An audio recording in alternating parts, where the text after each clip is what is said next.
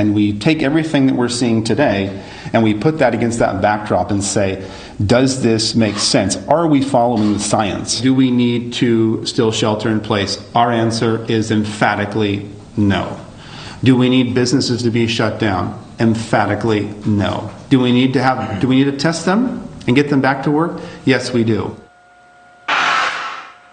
Well, that was part of a post that raised a ruckus on YouTube. An emergency physician from California sounding the alarm, calling for an end to shutdowns all across the country. He says YouTube then pulled his video off the site. YouTube releasing a statement saying, quote, "We quickly remove flagged content that violates our community guidelines, including content that explicitly disputes the efficacy of local health authority recommended guidance on social distancing that might lead others to act against that guidance." Well, Dr. Daniel Erickson, the guy whose post was taken down from YouTube, joins me now.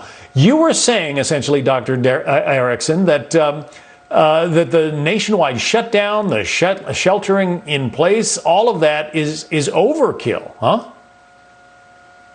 Well, I'm basically looking at the Swedish model, and I think that Dr. Giesecke and Dr. Tegnell have done a great job at taking a more conservative approach where kids under 16 are in school, businesses are open, people are practicing social isolation, and groups less than 50 are limited.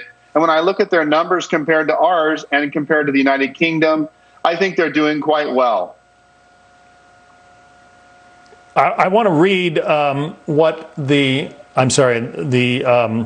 want to play for you some of what the World Health Organization, Dr. Ryan, said about the Sweden program. Listen. I think there's a perception out there that Sweden has not put in place control measures and has just allowed the disease to spread. Nothing could be further from the truth. I think if we are to reach a new normal, I think in many ways Sweden represents a future model of, if we wish to get back to a society in which we don't have lockdowns. What do you like about the way Sweden is handling the coronavirus outbreak? They are trusting their people to make good decisions about social isolation. Also, they don't have a several trillion-dollar free-falling economy that they may not come back from for a long time. They don't have people out of work in food lines. We've gone backwards so far. I'm a physician. I want to care for people the best I can. And when I see collateral damage that's significant in our country, and people are calling me with depression, with anxiety. I had a friend, a relative who committed suicide or tried to commit suicide yesterday from depression because he got laid off from his job. There's so many things happening that I'm calling collateral damage from COVID, that I think it's really time to take a look and say, is the collateral damage outweighing the virus itself and the damage it's causing to the medical field? You're getting some support from a constitutional expert, Jonathan Turley, professor of law at Georgetown University. He writes in The Hill this. He says, "This subjectivity of censorship is precisely why the cure is worse than the illness. Initially, you feel better from silencing those views that you consider lies. Then comes the crash as others demand more and more censorship, including views that you consider to be true." Essentially, you got censored by the plug pullers at YouTube, right? Well, let's look at what George Soros said about Facebook back in February. He said Mark Zuckerberg should no longer have control of Facebook. Well, YouTube, you're going to be next. Soros will say that you should no longer have control, and government should have control of Facebook, according to George Soros.